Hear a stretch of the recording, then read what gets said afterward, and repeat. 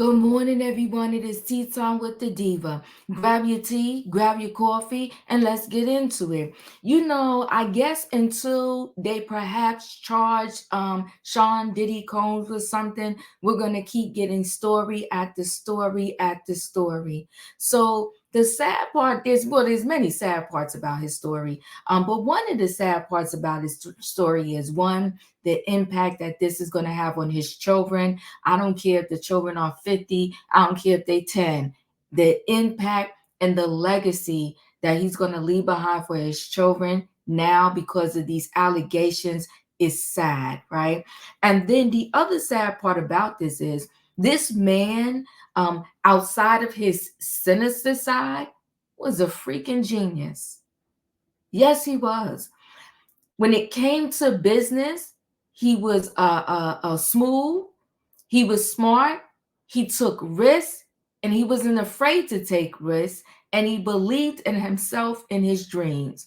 So it's like a lot of us, okay, it's not just Diddy, it's just that we are more balanced, so to speak. A lot of us have, many sides, or at the very least two sides, and that we probably try to balance out and fight every day.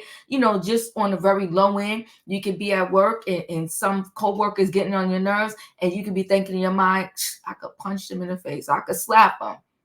But you're more balanced. So you know that it remains a thought in your head, and you still go on and carry on with this coworker, and no violence ever happens, right? But it seems like with Diddy, his other side overrides perhaps any goodness in him, and that sides win over and over and over again.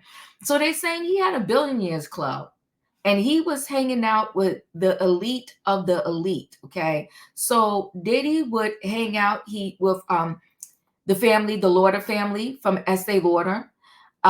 He would cold send emails to billionaires and suggest ideas of him creating or doing stuff. He once wrote and sent the email to what's his name, Mark Cuban. I want to say that's his name, right? For the Mavericks basketball team, and asked can he design their uniforms. So a lot of his business deals that he had is because he himself reached out to these people, sent these people emails, pitched his idea, and said, would you back me up? So here you have an individual where money was not really an option, so to speak, or his success was going to happen because he was the driving force behind his own success. But this side over here, this sinister side, just as much as his success was rising, the sinister side was outrunning the business side, right? And he just got himself into a pickle, so to speak, over this sinister stuff that he was doing.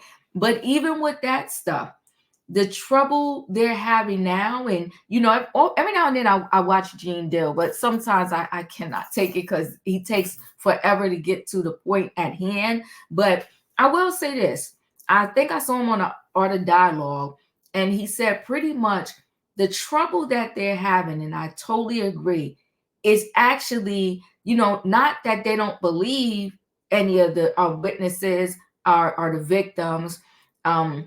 And what they're saying Diddy did, that's not their trouble. Their trouble is actually having Diddy's hands on said situation. So from the beginning, Diddy always made sure there was someone else that was more closely connected and more that you could pin to said situation versus him. You go back to in the club, that night in the club, J-Lo carried the pow pow for him, and then she handed it to him. You understand?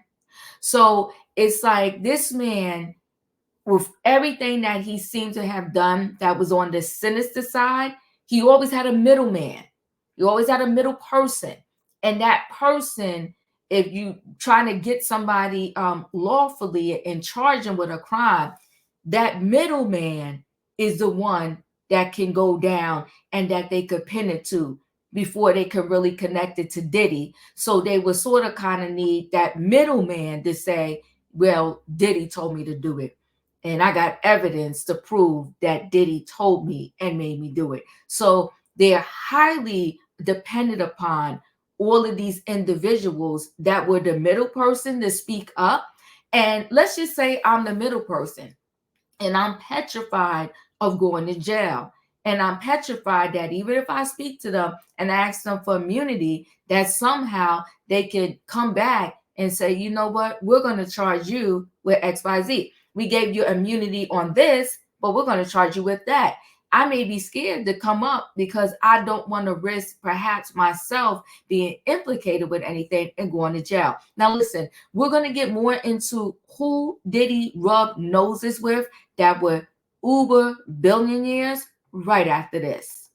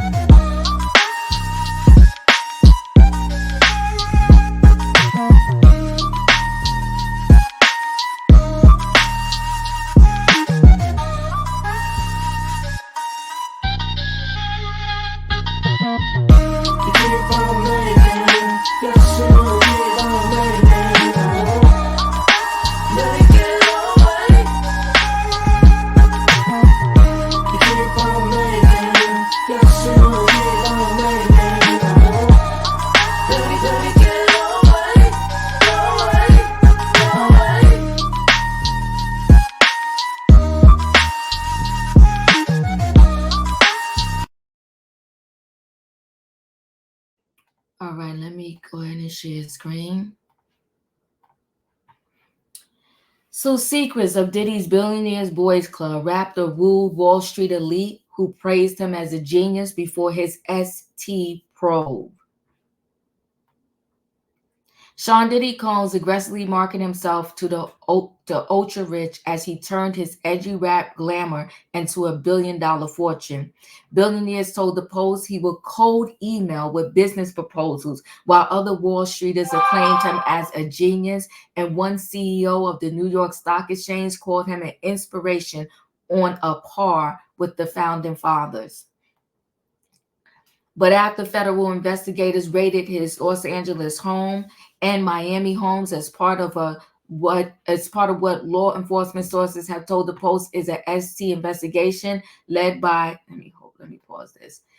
Led by the Southern District of New York, his career as an entrepreneur and investor is in jeopardy. Diddy has denied wrongdoing and called the probe a witch hunt.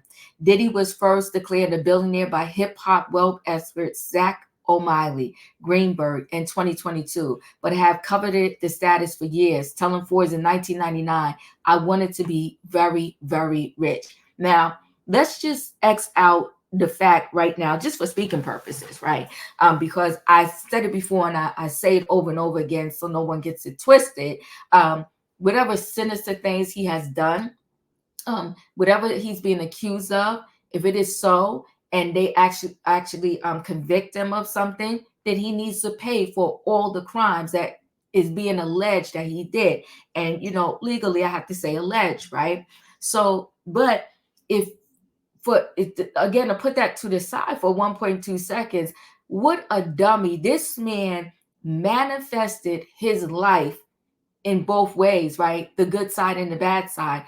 This man, he knew in his mind, I want to be uber rich. And on that note, he didn't stop and he wouldn't stop until he got there.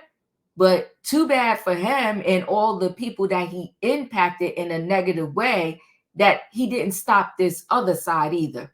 So Diddy's relationship with billionaire Ron Burkle appears to be his longest business relationship. In 2015, Diddy again teamed up with Burkle and Mark Wahlberg to buy now water company Aqua Hydrate. So he had a lot of, I don't remember, I kind of remember hearing about that water deal and I don't, but he had his hands in a lot of pots, and that's where a lot of his money was coming from, like different streams of income, different avenues of income. And anybody will tell you, if you want to obtain wealth, you have to have multiple streams of income, like money just coming from different business ventures. Along the way, he acquired a Rolodex littered with bold-faced names. He partnered with billionaire investor Ron Burkle, was mentored by hedge fund guru Ray Dalio, had his fashion line sold in Macy's and Dillard's. It went into business with alcohol giant Diego, opened the New York Stock Exchange with Estee Lauder, heir William Lauder, struck deals with Zach Posen and Liz Claiborne. 50% owned his own TV channel Revolt, launched a water range with Mark Wahlberg, and teamed up with Salesforce Mark with Benoff to launch a black business marketplace. In 2003, he sent the owner of the Dallas Maverick, Mark Cuban, an email asking to design the uniforms for the NBA team. Cuban told the Post they never met, so the cold email was a bold move. For Diddy, it was a slam dunk to associate his new clothing brand, Sean John, with a pros sports team. And listen, of course it was smart, right? Because that's ended up with being what Kim Kardashian did with Skins. And I mean, you just take your business to a whole nother level when you make moves like that. While Diddy took credit for the design, it was actually Diddy's top designer who created it, and Diddy signed off, Cuban said. We were an up and coming team at the time when pro sports teams didn't do anything with entertainment industry people, Cuban said. We never met. We never even met. We never did any follow-up or anything beyond that, Cuban said. For Diddy, who had gone to Howard University to study business, a single deal with an NBA team gave him credibility that he leveraged for even more deal making. But it was a two-way street. Diddy also used his cachet, the promise of entry into a world of celebrity, to attract investments for his projects. The same year as his mattress deal, Diddy got Burkle, a serial investor worth an estimate $2.9 billion, according to Forbes, to inject $100 million into his fashion range, Sean John. This man, Diddy, it's a shame. It was to become Diddy's longest standing Wall Street relationship. After it was done, they partied with Michael Jackson, while Sean John became a fixture in Macy's and Dillard's stores. The next year, the rapper teamed up with Estee Lauder to create multiple fragrances, including one that was named Unforgivable. Isn't that something? Because he did a whole lot of unforgivable crimes. Here's what we know about the allegations against Sean Diddy Combs. Sean Diddy Combs' homes in Los Angeles and Miami were raided by Homeland Security amid a possible connection with an ongoing ST investigation. Authorities targeted the rapper's homes to seize phones and computers, sources told the Post. Combs was spotted outside at a Miami airport, slowly strolling back and forth Monday, just hours after the raids, according to the reports.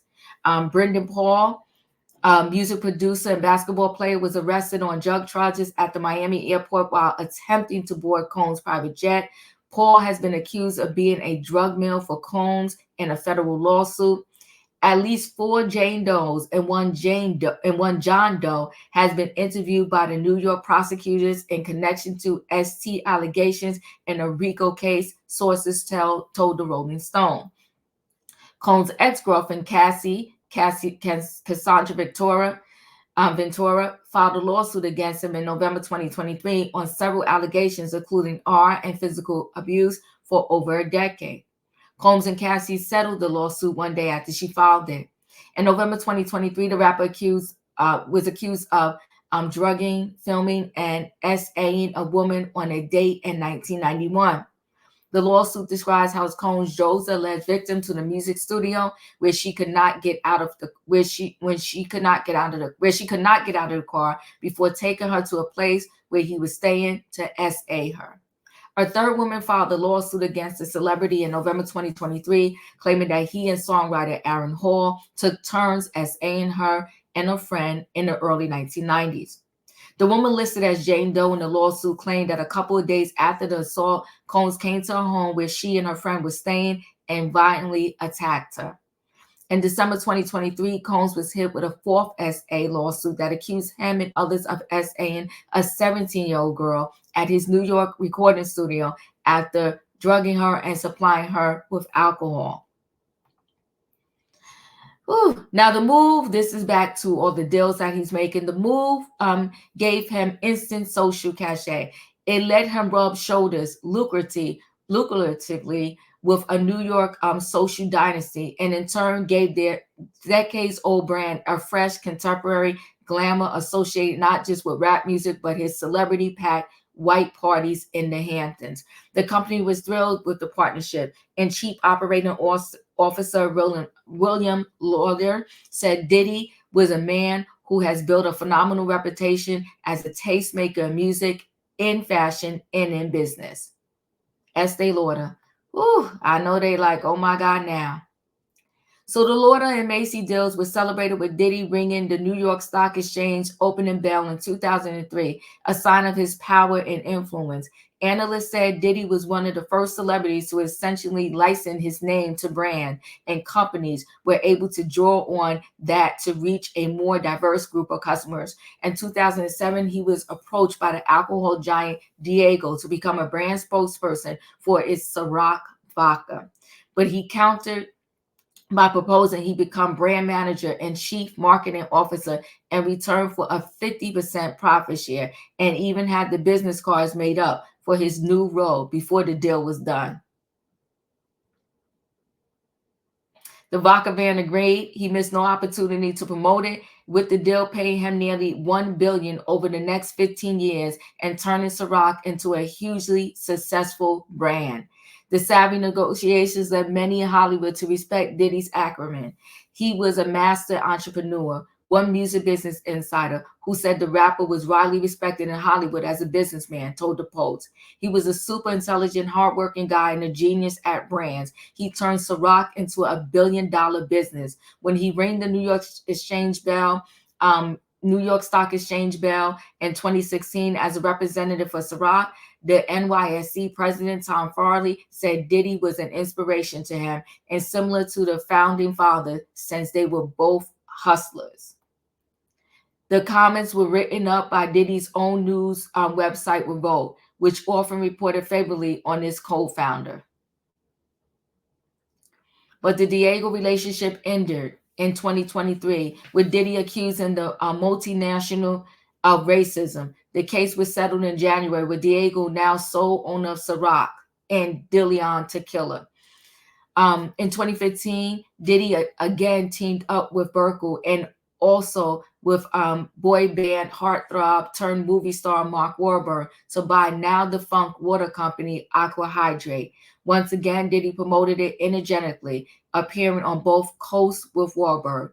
At least on paper, Burkle had the longest relationship with Diddy of any of his business partners. He has not commented on the allegations against Diddy. Earlier this year, Burkle, a one-time close friend of the former president of Bill Clinton, was linked to another alleged ST when he was listed in an unsealed court filing naming people associated with Epstein. There is no suggestion Burkle engaged in wrongdoing. Diddy also forged a relationship with DeLeo, who as well as founding Bridgewater, the world's largest hedge fund, has a personal net worth of $15.4 billion, according to Forbes, and has become a sought-after guru for his principle of radical transparency. In 2017, at Forbes gathering for the 100 greatest living business minds, Diddy approached Bridgewater founder Ray and started peppering him with business questions. Diddy was a frequent attender at business events. His celebrity rider included his own drink brands and a young Thai coconut. Ray tweeted in 2019 that Diddy asked me to mentor him and posted a slickly produced video of a recent mentor session of ours. He's a real hero, Ray said, and he wants to be a role model and help others. The greatest joy I'm having now is helping other people be successful, particularly helping people who can help a lot of people. Sean Combs, also known as Diddy, is one such person, Ray posted, boasting Diddy to 1.3 million followers looking for financial wisdom. In 2021, Diddy teamed up with tech mogul Mark, CEO of Salesforce, whose Forbes estimates to be worth $10.5 billion, to launch Shop Circle It, a marketplace for Black-owned businesses. The same year, he launched a similar online marketplace, Empower Global. Woo! It's like, how do these people accumulate that type of wealth? Building Black wealth starts with investing in Black-owned businesses and giving entrepreneurs access to the consumers needed to build sustainable companies that can thrive, Combs said. He told Billboard magazine last year that he wants to collaborate with Byron Allen, the TV mogul, and billionaire Hollywood director Tyler Perry to create a Black-owned media conglomerate, although neither struck any deals with him. After Diddy was accused by his ex, Cassie, of RST and DV last November and settled the lawsuit without admitting her claims, brands began distancing themselves. Macy's, which still carried his fashion line, said they would stop selling his products, and 18 companies selling products on Empower are reported to have left the platform in recent months. Diddy could have went down in history as one of the greatest people in hip-hop who started sort of from the bottom up and built his way up to the point where he accumulated wealth and was bold in his acts of people supporting him and, getting behind his brand. But whatever this side is, which according to all the accusations, this side is very sinister. And it has, this is the business side, this is the other side. And then this side right here, you have a lot of unalivings. You have a lot of people accusing him of SA, DV, not paying them, a lot of sinister stuff. He blew it for himself. And it's very sad. Listen, guys, chat with me in the comments, and when I get an opportunity, I will chat back. This is what I'm gonna say. I find hard to believe. You can't say anything about anybody else, but if you partied with Diddy, I cannot see how you didn't see, know, hear, and understand what his parties were really about. I have trouble believing that you came to his party and stuff didn't pop off until after midnight or after a certain hour. I think all of this sinister stuff was popping off from the minute you walked through the door. But those are just thoughts in my head. Chat with me in the comments, and when I get an opportunity, I will chat back. If you're not a subscriber, subscribe. Hit the notification bell so that every time I upload a video, you will be notified. If you are a subscriber, welcome back, everybody. Thanks for watching. Don't forget, hit the like button, and I'll see you on the next video.